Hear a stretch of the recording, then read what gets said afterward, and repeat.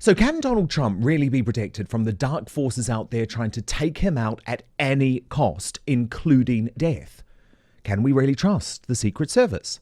Can we really trust the CIA? Indeed, can we really trust the FBI, which says Thomas Matthew Crooks acted alone, just like they said Lee Harvey Oswald did? I would argue that history tells you no. Did the American deep state just attempt to eliminate Trump?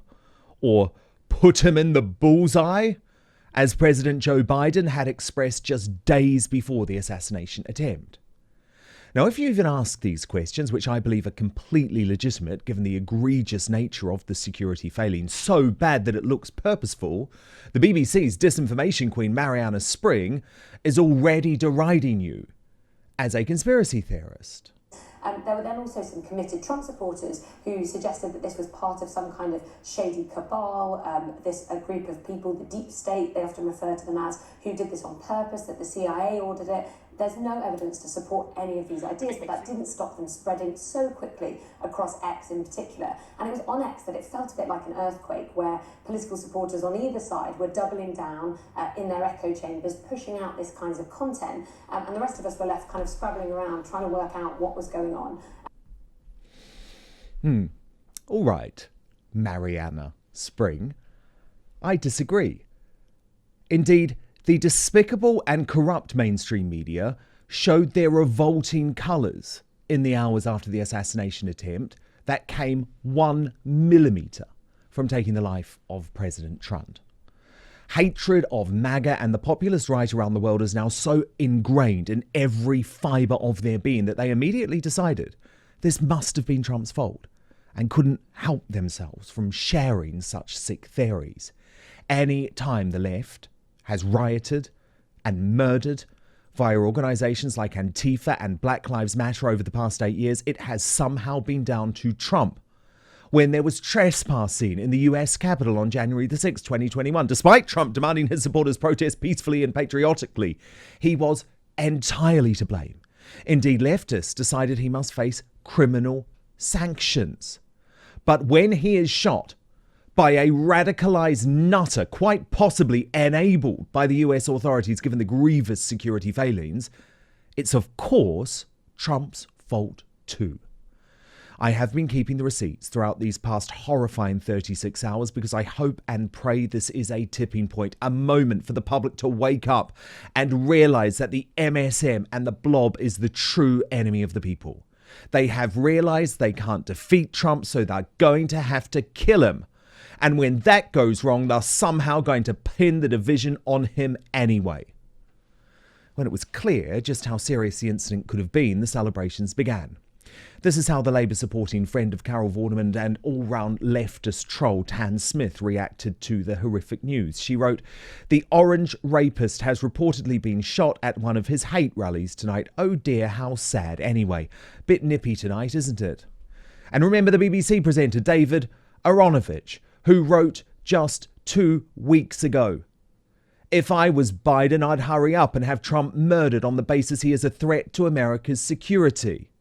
Well, apparently Mr. Aronovich thinks he is now the victim, writing yesterday that he had been endangered. You couldn't make this stuff up. American actress Amanda Seales, an acquaintance of Meghan Markle who guest starred on her Flop Archetypes podcast, quickly claimed the assassination attempt was staged, with Trump even using blood pellets to fake his injuries. That shit was more staged than a Tyler Perry production of Medea Runs for President. I lived in Harlem long enough to know that gunshots do not sound like making popcorn on the stove. Pop,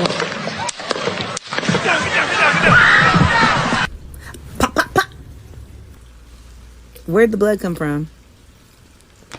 So in theater, in movies, they have what's called blood pellets. They even, people use them in Halloween. It's basically like a pellet of fake blood that's in your mouth, and when you crush it, the blood comes out. To be frank, Small Hands Trump would not respond by raising his fist in the air triumphantly were an actual attempt made on his life. this was, I believe, done to try to show his strength counter to Biden's fragility. Oh my God. Molly, you in danger, girl. The British commentariat then waded in. While they were more subtle than that mad woman, the implication was obvious. Trump being shot was Trump's fault. Sly News immediately started victim blaming, suggesting Trump had somehow changed the rules to allow the shooting to happen.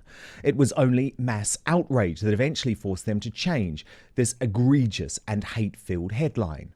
John Sopel, the newsagent host who the UK public broadcaster, the BBC, had chosen to cover Trump for most of his first term, had a sickeningly partisan take, deciding it was the appropriate moment to attack Trump's heroic reaction to the shooting, both on X and LBC. I thought maybe Donald Trump was in shock when he was picked up when he's surrounded by those Secret Service agents. But seeing him mouth the words fight, fight, fight to his supporters. Now, of course, fight is a metaphor. I'm sure Gareth Southgate will be telling the boys they've got to fight tonight when they go on the pitch against Spain. But for others, it's an invitation. And we saw that on January the 6th. If you tell people to fight in America, there is a fair chance that some of them will. And what you don't want to see is political violence begetting more political violence. And that is the dangerous tinderbox moment that I think we're probably now in. LBC's leftist presenter Ben Kentish then allowed Brendan Cox, whose wife Jo Cox was the Labour MP murdered before the Brexit referendum, to say this. The context of Donald Trump, let's be 100% clear that the attack on him was outrageous, completely unacceptable, and there is zero justification for it. But let's also be very clear that he has consistently incited and inflamed political violence himself, whether that's the January attacks on the Capitol or his wider demeanour towards protesters in the audience. He has sullied our politics. So yes, I feel sympathy. I feel pain for the fear that his family must have felt at that moment. And I feel real fear for the American political system. And that attack was clearly and utterly wrong. But he also has some culpability in creating an environment where violence is more likely. My former employers at GB News and the Daily Mail were actually no better, with that newspaper's editor-at-large, Charlotte Griffiths, appearing on Sunday afternoon to criticise Trump's reaction to the assassination attempt. Her words need to be heard to be believed. To have allowed himself to be bundled in the car, keep everyone around him safe, and then do a press conference afterwards saying, keep fighting the good fight, or whatever political point he wants to make. I mean, it really shows what he's like in a crisis, and I guess he can't change his personality in that split second, but I mean, it wasn't the right point to make at that moment. And it was, I mean, of course it was an iconic image, but it's also given rise to a bit of conspiracy, because some people are saying it's like he knew it was going to happen, because who in their right minds would say get up and fight in that moment? Who wouldn't be commando crawling into a car? And of course it's not true. I'm sure he didn't know it was going to happen, but it's given people the opportunity I personally wouldn't give any airtime to conspiracy theories. As you know, as I've just said, I'm not a fan of Trump, but there's no doubt whatsoever that what we saw was real. Of course, but he shouldn't allow conspiracies like that to produce themselves on the internet by doing something stupid in the moment. In the world of social media, everything is a conspiracy theory at the moment, isn't it? Now, of course, President Trump and his... The US Liberal losers have been just as awful, with that bloke you just saw there, the former Bill Clinton staffer and lifelong Democrat George Stephanopoulos, and the leftist presenter Martha Raddatz seeming to compete when it came to Trump blaming on ABC's flagship political broadcast this week. Watch. Of course, President Trump and his supporters have contributed to this violent rhetoric as well. Well, absolutely, George. We were just looking back this morning at some of the things that former President Trump has said. He warned last March of potential death and destruction if he were charged by the Manhattan District Attorney. Our country is being destroyed as they tell us to be. For years, the media and political elite have been trying to convince us that Trump, the modern-day equivalent of Hitler to them, poses a grave threat to democracy and must be eliminated at any cost. While there is an undertone of violence in many of their statements, some of the worst leftist influencers said the quiet part out loud. Former MSNBC host Keith Olbermann admitted on X he hoped Trump would be assassinated. Then, in the hours after Saturday's shooting, he openly questioned whether Trump had actually been hit at all. I am just glad that so many of you are now awake to the toxic rubbish you are being fed. The attempt to kill off democracy as we know it is in full thrust. As a leader eschewing the globalist blob and open borders rhetoric, the establishment left believe Trump simply must be taken out. When electoral manipulation didn't work, they moved to legal warfare. When legal warfare didn't work, they moved to violence. If anyone in the mainstream media, if anyone is justifying this in any way, or even subtly attempting to lay a modicum of the blame on Trump or the MAGA movement, then they are corrupted and must never be listened to again. But now let me immediately bring in Dr. Sebastian Gorka, the former Trump White House advisor and close ally of the president, host of America First on Rumble, and author of the best-selling book, The War for America's Soul. Sebastian, great to have you here. Breaking right now, a judge has dismissed the classified documents case against Trump as he has given a new interview to the New York Post, revealing he actually lost part of his ear in the assassination attempt. So we've got so much to get to. But can I ask you first to react to the MSM, especially here in the UK? Before we start, yes, please. Before we start, given what's happened to you in the last year, as a kid who loved Latin at school, can you just make bumper stickers for your life, Dan, that say nil carborundum illegitime? Dude, you cannot let the bastards grind you down, okay? And never apologize. Never apologize to the scum of the earth, but carry on. Thank you, Seb. I've learned a lot of lessons on that front, and we actually have Lawrence Fox here in just a moment, so I really do appreciate that. But look, obviously, very, very serious day.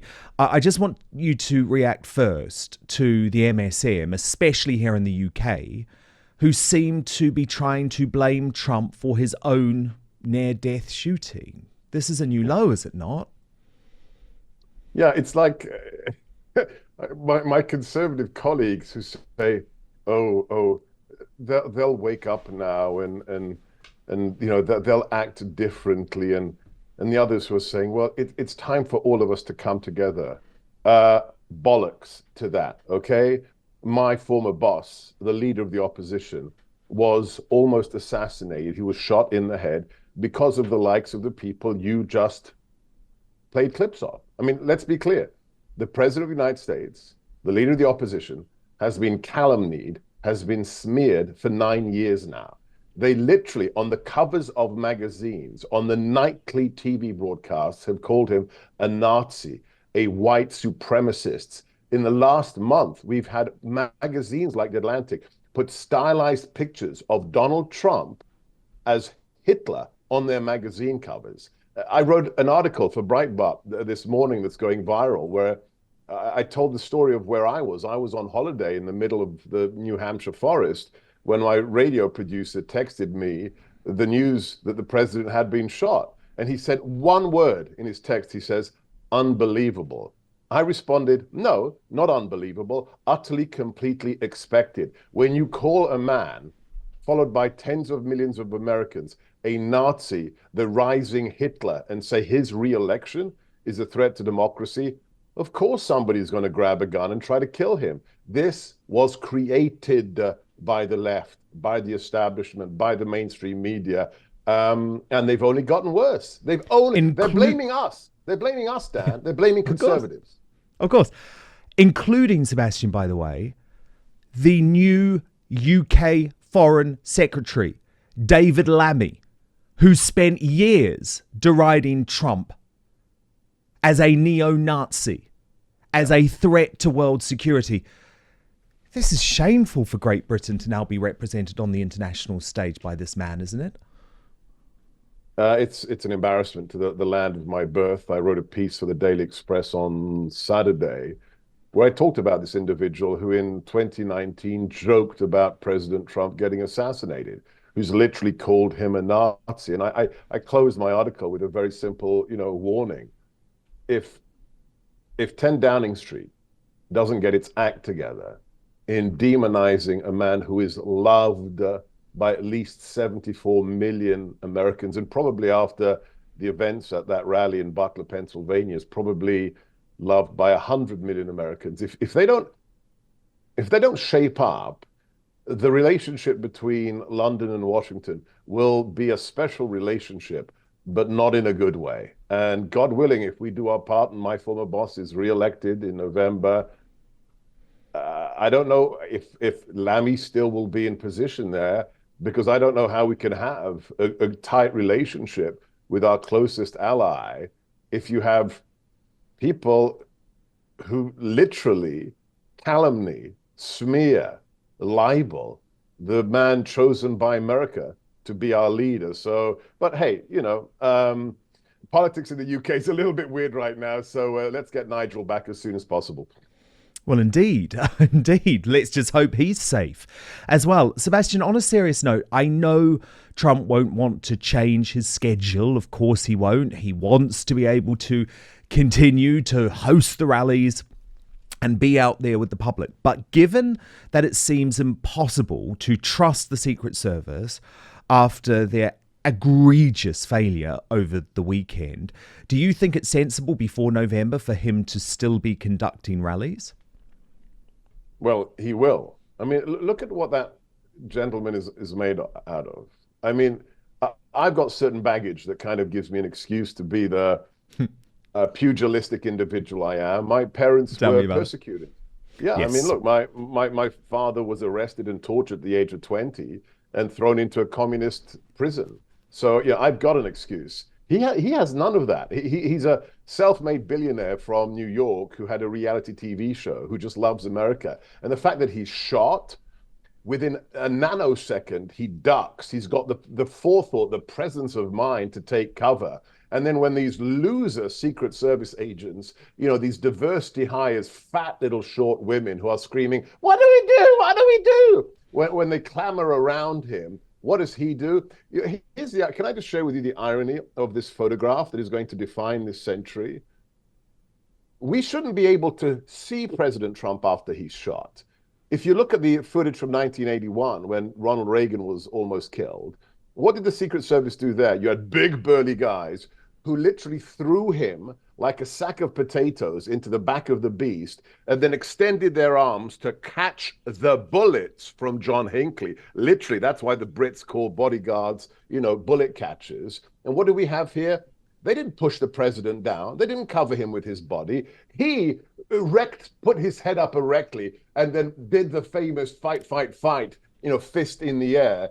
He shouldn't have been able to do that if the Secret Service were doing their job. So an absolute shower of catastrophe, but an image that, my God, that is the modern Ajax. I mean, that is a guy who has warrior stamped on every part of his DNA.